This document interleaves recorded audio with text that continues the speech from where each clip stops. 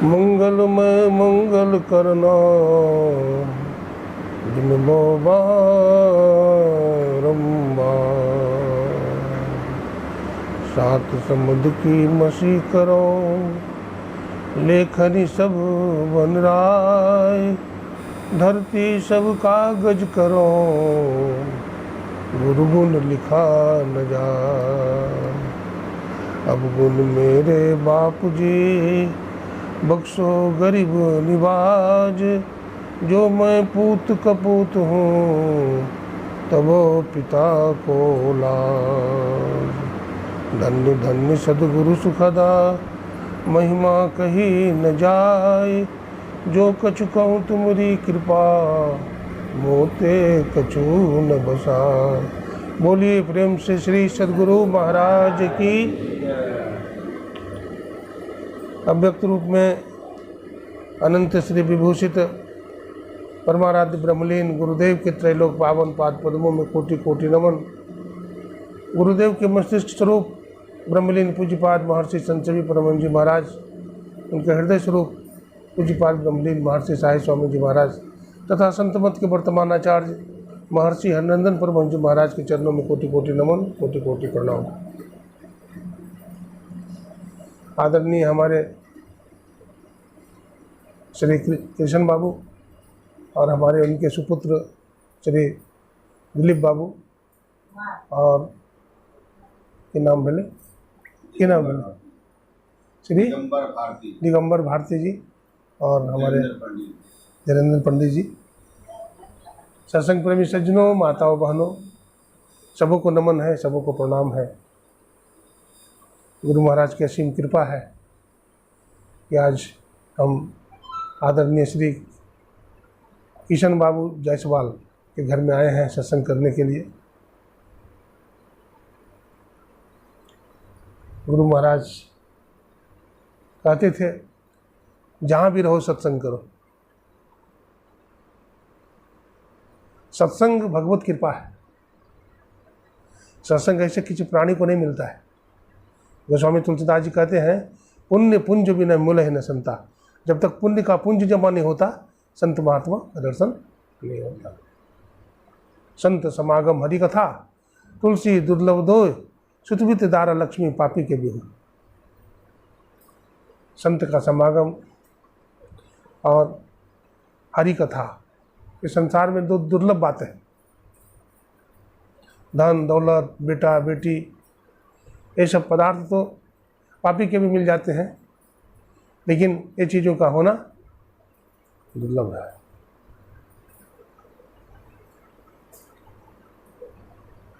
हमारा देश भारतवर्ष ऋषि मुनियों संतों योगियों का देश रहा है। भारत का आकाश संतों से कभी खाली नहीं रहा है। हमारे देश में आज से 2500 वर्ष से अधिक समय हो गया भगवान बुद्ध और भगवान महावीर हुए। मैं भगवान बुद्ध की एक कहानी सुना रहा हूँ, आप लोग ध्यान से सुनेंगे। चातुर्मास में भगवान बुद्ध एक जगह बैठ करके ध्यान कर रहे थे। बियावान जंगल है, घनघोर जंगल है। भगवान बुद्ध और भिक्षु संघ सभी ध्यानस्थ हैं, बैठे हुए हैं। जब ध्यान की समाप्ति हुई तो भगवान बुद्ध ने आनंद को बुलाया। आनंद सुनो। आनंद आया, बोला देखो अभी अभी इस रास्ते से अनाथपिंडक गुजरा है। अनाथपिंडक भगवान बुद्ध का शिष्य था। वो कपड़े का बहुत बड़ा होलसेलर था। वो 20,000 बैलगाड़ी पर कपड़ा लोडिंग करके ले जा रहा था बनारस बेचने के लिए। अगला गाड़ी पर वही बैठा था अनाथपिंडक। आनंद गया और बोला कि भगवान बुद्ध आपको बुला रहे हैं। तो भगवान बुद्ध की बात सुन करके वो आया भगवान बुद्ध से मिलने के लिए। भगवान बुद्ध के श्री चरणों में प्रणाम किया। भगवान बुद्ध ने पूछा अनाथपिंडक तुम कहाँ जा रहे हो? तो भगवान आप जानते हैं मैं कपड़े का होलसेलर हूँ और आपका शिष्य भी हूँ। आपने मुझे याद किया है, आपकी बड़ी दया है, कृपा है। मैं कपड़ा बेचने के लिए बनारस जा रहा हूँ। तो भगवान बुद्ध ने पूछा कि तुम मन में क्या सोच रहे थे? बोला, मैं मन में सोच रहा था कि इन सारे कपड़ों को बेचकर बहुत पैसा कमाऊंगा, इन सारे कपड़ों को अधिक से अधिक मूल्य में बेचूंगा, अब बहुत प्रॉफिट होगा। इससे जो प्रॉफिट होगा उसको मैं बनारस में एक बहुत बड़ा कपड़े का कारखाना खोलूँगा। भगवान बुद्ध हंसने लगे, बोले, अनाथ पिंडक, तुम बनारस पहुँच सकोगे? तुम बनारस नहीं पहुँच सकोगे। बीच रास्ते में तुम्हारी तबीयत खराब हो जाएगी और तुम बैलगाड़ी से नीचे गिर जाओगे, तुम्हारा शरीर छूट जाएगा, तुम्हारा शरीर बीच रास्ते में छूट जाएगा, तुम्हारे कपड़े को चोर बदमाश छीन लेंगे। अब तो वो घबरा गया, बोला, गुरुदेव, मैं आपके शरण में हूँ, मैं तो ऐसा कभी सोचा नहीं था, ऐसा भी होगा, तो मैं क्या करूँ, आपका क्या आदेश है? भगवान बुद्ध ने कहा, हमारी बात मानोगे? बोला, हाँ मानेंगे। भगवान बुद्ध ने कहा, अब तुम्हारी उम्र 5 दिन रह गई है, तुम 5 दिन का समय सत्संग और ध्यान में लगा दो, इससे कल्याणकारी मार्ग और दुनिया में कोई नहीं है। नायम पंथा विद्यते अनाया, अध्यात्म को छोड़ करके संसार में दूसरा रास्ता नहीं है। इसलिए तुम 5 दिनों तक हमारे साथ रहो और ध्यान सत्संग करो। 5 दिन तक भगवान बुद्ध के साथ रहा, ध्यान और सत्संग किया। 5वां दिन अनाथ पिंडक ध्यान में बैठा हुआ था, उसके माथे में चक्कर आया और लड़खड़ा करके गिर गया, शरीर पूरा हो गया। बौद्ध भिक्षु ने देखा कि तो गिरा पड़ा है। भगवान बुद्ध से जाकर बताया कि अनाथ पिंडक तो मर गया। सभी बौद्ध भिक्षु इकट्ठे हो गए। भगवान बुद्ध से पूछा कि बनते, अनाथ पिंडक मर कर कहाँ गया है? तो भगवान बुद्ध ने कहा, भिक्षुओं, अनाथ पिंडक मर करके तावस्तिन श्लोक को चला गया है। तावस्तिन श्लोक पाली भाषा का शब्द है जिसका अर्थ होता है बैकुंठ। कहाँ चला गया? देखिए, 5 दिन के ध्यान और सत्संग से जन्म जन्म मुनि जतन करा ही अंतराम मुख आवत नहीं। बहुत दिनों तक जीव तपस्या करता है, अब उसको बैकुंठ की प्राप्ति होती है। और संतों का संग किया, 5 दिन तक ध्यान किया, सत्संग किया, और बैकुंठ लोक चला गया, है ना। मानव जीवन बड़ा क्षणिक है, क्षणभंगुर है। शरीर कब छूटेगा इसका कोई पता नहीं है। काम तो दुनिया में कभी ख़त्म नहीं होगा। कभी ख़त्म होगा? हाँ, काम दुनिया में कभी ख़त्म नहीं होगा। इच्छा की पूर्ति कभी नहीं होगी और कुछ न कुछ प्रॉब्लम, कुछ न कुछ समस्या सदा बनी रहेगी। एक महात्मा जी थे, उनके पास एक सज्जन आया, श्री चरणों में प्रणाम किया और बोला कि महाराज जी, हम जीवन में बहुत दुखी हैं। बोला, क्या हुआ जी? बोला, एक समस्या का समाधान नहीं होता और दूसरी समस्या आ जाता है, क्या करूं? कुछ उपाय बता दीजिए। महात्मा जी ने कहा, देखो जी, हमारा एक 10 ऊँट है, इसकी निगरानी हमें करनी पड़ती है, तो जरा हमारी मदद कर दे। बोला, क्या मदद करो? बोला, 10 ऊँट को बैठा देना। 10 ऊँट को क्या करना? तुम बैठा देना। बोला, ठीक है, तो आसान बात है, इसमें क्या है? 10 ऊँट को ही बैठाना है, 2 घंटे में काम हो जाएगा, चले जाऊँगा अपने घर। बस ऊँट को बैठाने लगा। 1 को बैठाया, 2 को बैठाया, 3 को बैठाया, 4 को बैठाया, 5 को बैठाया, 6 बैठाया, 7 से बैठा दिया तो पाला खड़ा हो गया। 8वां बैठाया तो दूसरा तीसरा खड़ा हो गया। 9वां 10वां बैठाया तो 5वां 6ठा 7वां 8वां खड़ा हो गया। तो इस तरह से पूरी रात लगा रहा, ऊँट बैठा नहीं। एक बैठे तो दूसरा उठ जाए। अंत में पूरी रात सोया नहीं, आँख लाल लाल हो गई। सुबह में अपने संत के पास गया, बोला, प्रभु, ये बहुत कठिन काम है, ये नहीं होगा। ऊँट को बैठाने के चक्कर में मैं रात भर जगा रहा, हमारी आंखें लाल हो गई। ये बहुत कठिन काम है, इस समस्या का समाधान तो नहीं होगा। संत जी ने कहा, देखो, जीवन की समस्या का भी अंत नहीं होगा। एक समस्या खत्म नहीं होगी और दूसरी समस्या आकर बैठ जाएगा। इसलिए घबराओ नहीं, घबराना नहीं है, लगे रहना है, लगे रहना है। मानव जब जोर लगाता है, पत्थर पानी बन जाता है। मानव के लिए कुछ भी कठिन नहीं है, अरे समस्या का भी समाधान होगा, लेकिन समस्या का समाधान जिधर होगा वो रहस्य तुम्हें मालूम नहीं है। तो समस्या का समाधान किधर होगा? बाहर में दौड़ने से नहीं होगा, समस्या का समाधान अंदर में चलने से होगा। और संत की युक्ति से अनुसार चलेंगे तब समस्या का समाधान हो जाएगा। हमारे गुरु महाराज ने कहा, खोज करो अंतरु जियारी, दृष्टिवान को देखा है, गुरुभेदी का भक्त, गुरुभेदी का चरण सेव कर भेद भक्त पा लेता है, विविध भांति के कर्म जगत में जीवन घेर फंसाता है, बाबा देवी कहे कह नहीं, सदगुरु गुरु ही बचाता है। विविध भांति के कर्म जगत में, संसार में बहुत तरह का कर्म है। कौन सा कर्म? कर्म धर्म को जला खा कर देंगे तुमको तार, यह मानुष देह समैया में करू परमेश्वर में। हम लोग एक सामाजिक प्राणी है, समाज में रहते हैं, भजन भी करना है और संसार का काम भी करना है। काम नहीं करेंगे तो भी काम नहीं चलेगा, है ना। शरीर है तो शरीर की रक्षा के लिए रोटी कपड़ा मकान सब जरूरत है। इसे भगवत अर्पण बुद्धि से कर्म करना चाहिए। क्या करना चाहिए? निष्काम भाव से कर्म करना चाहिए। गीता में भगवान ने कहा, अर्जुन कौरव और पांडवों में युद्ध चल रहा था ना, तो अर्जुन ने कहा कि प्रभु सेनायोर भयोर मध्य रथम साप्य में च्युत, दोनों सेनाओं के बीच में हमारा रथ ले चलिए ताकि हम देखें किन किन वीरों से युद्ध करना है। तो ले गया तो अर्जुन को मोह हो गया। दादा भीष्म को देखा, आचार्य गुरु द्रोण को देखा, कृपाचार्य को देखा, ये सब तो हमारे गुरुजन हैं, हमारे दादाजी हैं, इन पर मान कैसे चलाऊंगा? मोह हो गया, है ना, मोह हो गया ना।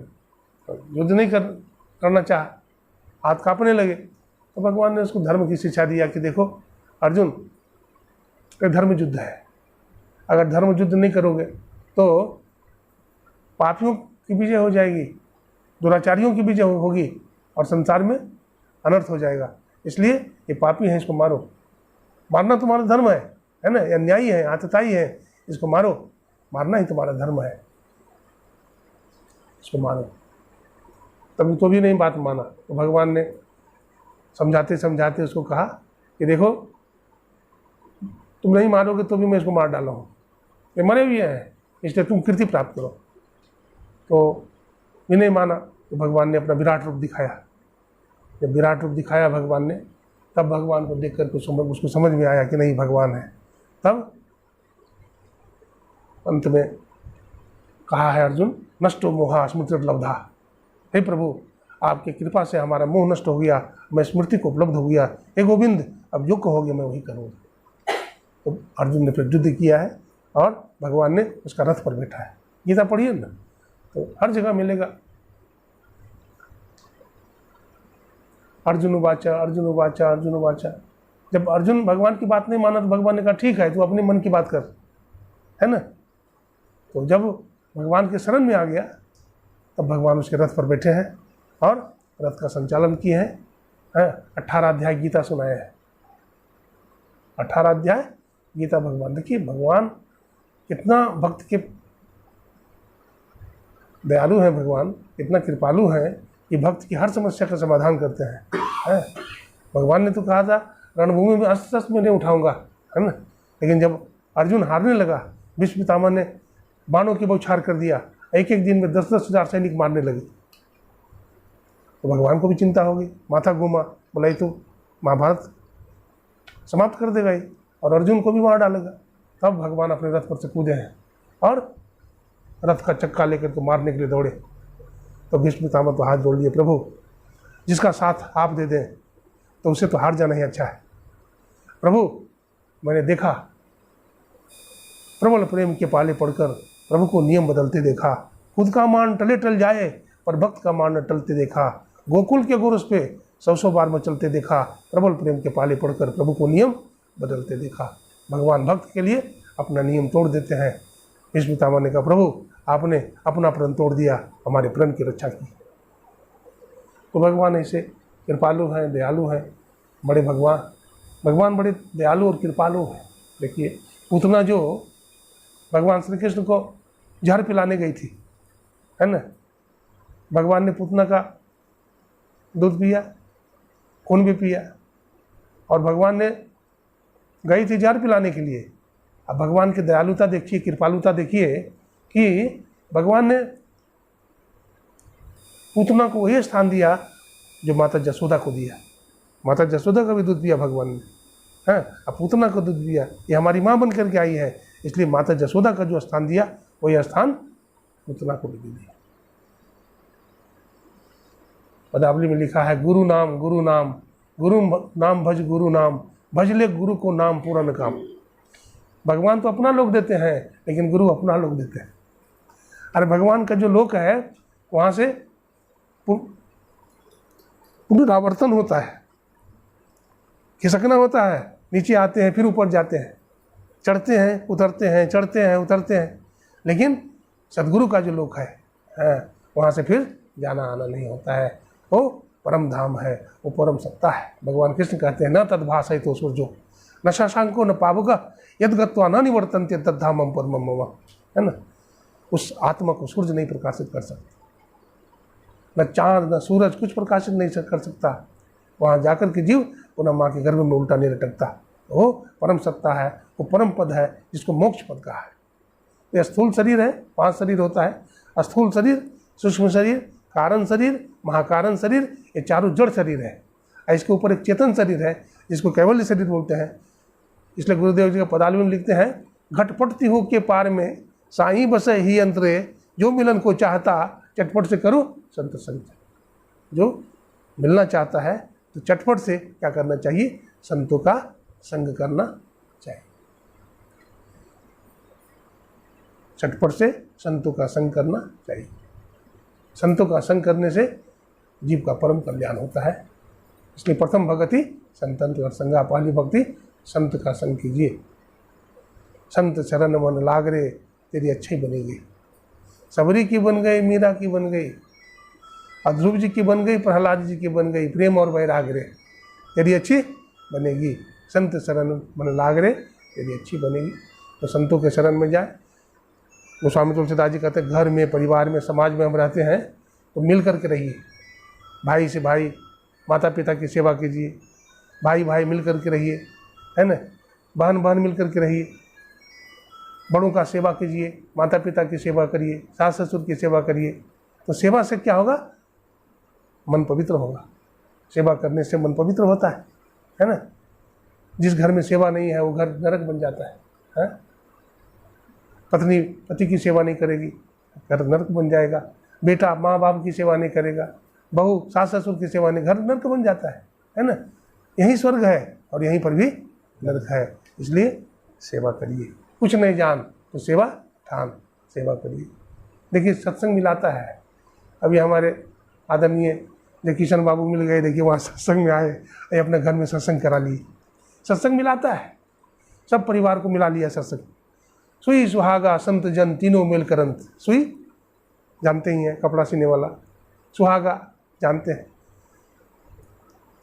संत महात्मा को जानते ही हैं। सुई क्या करता है, फटा हुआ कपड़ा को सी देगा। सुहागा वो जो टीना होता है जिसमें तेल रखा जाता है, डांडा रखा जाता है, घी रखा जाता है, उसको पैकिंग कर देता है बढ़िया से, सुहागा। और संत महात्मा मिला देते हैं। और दुष्ट की संज्ञा कुल्हाड़ा से दिया। दुष्ट आदमी आएगा सबको फोड़ के चला जाएगा, भाई से भाई को अलग कर देगा, पति पत्नी को अलग कर देगा, फोड़वा देगा। और कुल्हाड़ा क्या करेगा, लकड़ी को फाड़ करके अलग कर देगा। लेकिन साधु महात्मा आएंगे तो सबको मिला करके चले जाएंगे। जहाँ सुमतितः संपत्ति नाना, जहाँ कुमतितः विपत्ति निधाना। परिवार में जहाँ सुमति है वहाँ संपत्ति है, जहाँ कुमति आ जाता है वहाँ जीवन में दुख आ जाता है।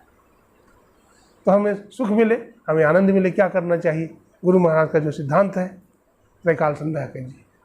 ब्रह्ममुहूर्त में उठिए तो थोड़ा ध्यान करिए, अपराह्न काल में थोड़ा ध्यान करिए, सायंकाल में थोड़ा ध्यान करिए, और सुबह शाम का जो स्तुति विनती है उसको कीजिए। चलते फिरते कुछ काम कीजिए तो गुरु का जो मंत्र है उसको सदा जपते रहिए। तो जीवन का क्या होगा, परम कल्याण हो जाएगा। तीर्थ नहाए एक फल, संत मिले फल 4, सदगुरु मिले अनंत फल, कहत कबीर विचार। कबीरा संगत साधु के हरे और की व्याध, संगत बुरी साधु के आटो पर वाद। मथुरा भावय द्वारिका, भावय जय जगन्नाथ, साधु संगति हरि भजन बिनु कछु न आवे हाथ। राम बुलावा भेजिया, दिया कबीरा रोय, जो सुख साधु संग में सो वैकुंठ हो। कबीर साहब रोने लगे, उनके लिए सत्संग कर रहे थे, वैकुंठ से आ गया विमान। कबीर साहब चलिए, तो कबीर साहब रोने लगे, बोले नहीं जाऊंगा। बोले क्यों, बोला जो सुख साधु संग में है वो वैकुंठ में नहीं मिलेगा, इसलिए हम यहीं रहेंगे, हम नहीं जाएंगे, नहीं गए। तो ये है, सत्संग करते रहिए, भजन करते रहिए, तो इहलोक भी बनता है और परलोक भी बन जाता है। एक गुरु महाराज का संस्मरण सुनाते हैं, ध्यान से सुनिए। गुरु महाराज एक बार जा रहे थे सत्संग करने के लिए। तो गुरु महाराज तो पैदल चलते थे, एक झोला पीछे में लटका रहता था, एक लाठी हाथ में रहती थी, कमंडल। गुरु महाराज पैदल जा रहे हैं। तो एक सज्जन मिल गया, बोला बाबा कहाँ जा रहे हैं? तो सत्संग में जा रहा हूँ, चलोगे? बोला हाँ बाबा हम भी चलेंगे सत्संग में। बोला चलो। गया और देखिए वहीं दीक्षा ले लिया, मुलाकात हुई वहीं दीक्षा ले लिया। फिर धीरे धीरे करके अपना बेटा, अपने बहू सबको दीक्षा दिलवा दिया। बहुत गरीब आदमी था। 10 साल के बाद गुरु महाराज से फिर मिला हूँ। गुरु महाराज पूछे, हो फलाना, राम सिंह नाम था। ओ राम सिंह जी हुजूर, तो क्या समाचार है? हाँ बाबा आपकी कृपा से सब ठीक है। तो बाल बच्चे सब ठीक है? बोला हाँ। तो खेती जोती ठीक चल रहा है? क्या बता दे बाबा, पहले खेती जोती हम तो बटैया करते थे, हमारे वहाँ है बाबा, बटैया करते थे खेती, 10 बीघा 20 बीघा लेते थे। लेकिन अभी बाबा आपकी कृपा से हमको 32 बीघा खेत हो गया है। जब से मैं सत्संग में आया हूँ, जब से मैं भजन करने लगा, तो बाबा 32 बीघा ज़मीन खरीद लिया।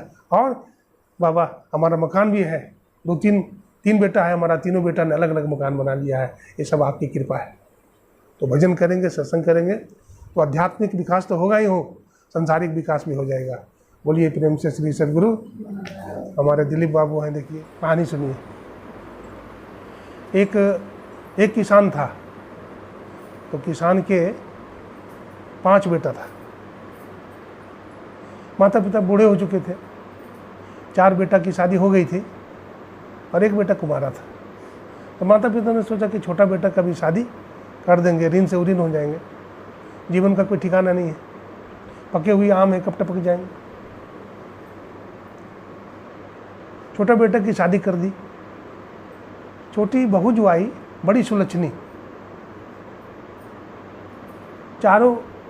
ये 5 भाइयों में रोज लड़ाई झगड़ा होता था। मांस खाते थे, मछली खाता था, दारू पीता था, रोज लड़ाई। छोटी बहू जब से आई, ये सुलक्षणी थी, लक्ष्मी। लड़ाई किस लिए होती थी? बड़ी बहू सो करके उठती थी, झाड़ू उठाती थी और झाड़ू उठा करके मंझली के गेट पर छोड़ देती थी, तो लड़ाई होगा कि नहीं? और मंझली उठती थी, वो झाड़ू लगाती थी तो संजली के दरवाजे पर छोड़ देती थी, लड़ाई शुरू हो जाती थी। लेकिन छोटी जब से आई तब से वो क्या करती है, झाड़ू एक तरफ से उठाती है, सबके दो दरवाजा, गेट, अंगना सब झाड़ू से निकाल देती है, कूड़ा कचरा बाहर फेंक देती है। रात में लोग भोजन करते हैं घर में, परिवार में, अब भोजन करके छोड़ देते हैं बासन बर्तन सब जूठा, नहीं छोड़ना चाहिए, छोड़ना चाहिए। अरे घर में लक्ष्मी नारायण भगवान आते हैं, देवी देवता आते हैं, गंदगी माएंगे वो, बाहर से लौट जाएंगे, बाहर ही बाहर लौट जाएंगे वो, क्या गंदा संदा है, नहीं जाएंगे। वो बहू जो थी सबका बर्तन एक तरफ से उठाती थी और चकाचक साफ करके रख देती थी। तो एक दिन बड़ी वाली बहू ने देखा, मंझली वाली ने देखा, संजली वाले ने देखा कि हमारा झाड़ू कौन लगाता है, ये चकाचक साफ रहता है। पूछता है कि बहन जी, छोटी वाली से, आप झाड़ू लगाती है क्या? बोला हाँ बहन जी हम ही लगाई हूँ।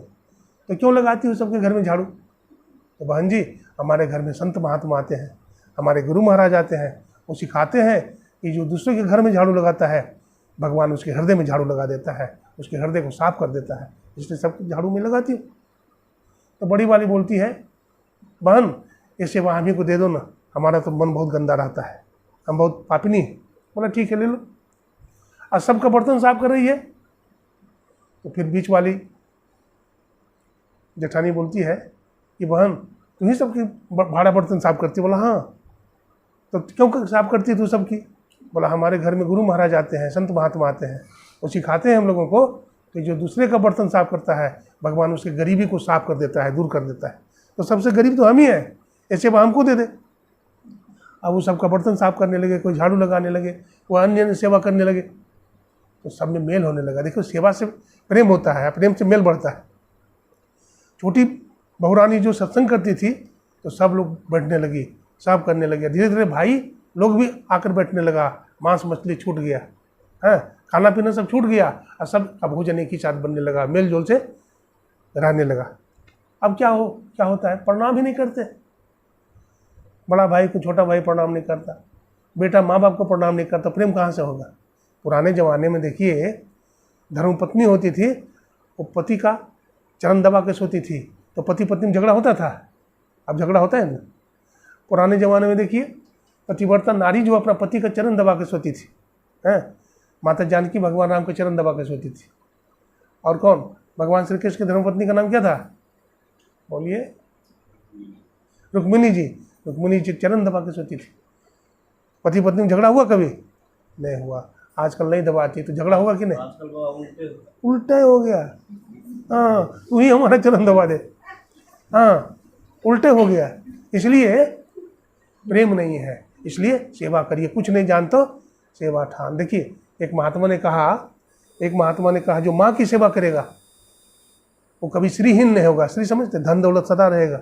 और जो बाप की सेवा करेगा वो बलहीन नहीं होगा, कभी उसको ताकत बना रहेगा शरीर में। इसलिए माता पिता का सेवा करिए, भाई भाई में मिल के रहिए, देवरानी जेठानी मिल करके रहिए, और सब पूरा परिवार समाज मिल करके रहिए, तो सोना में सुगंध हो जाएगा। यही आप लोग की सेवा में सुनाया। गुरु महाराज से प्रार्थना करता हूँ इस परिवार में मंगल शांति हो, और जितने भी सत्संगी भाई माताएं बहनें आए हैं सबके लिए गुरु महाराज मंगल कामना करते हैं। यही सब सुखी हो, कोई न हो दुखारी, सब हो निरोग भगवन धन धान के भंडारी। सर्वे भवन्तु सुखिनः, सर्वे सन्तु निरामयाः, सर्वे भद्राणि पश्यन्तु, माँ कश्चित् दुख भाग भवेत्। ओम शांति शांति शांति। हम लोग तो हरिद्वार से आए हैं, है ना, वहाँ ध्यानाभ्यास बराबर होते रहता है। अभी कुंभ का मेला था, आप लोग भी आइए, आप लोग का भी स्वागत है। श्री सद्गुरु महाराज की जय।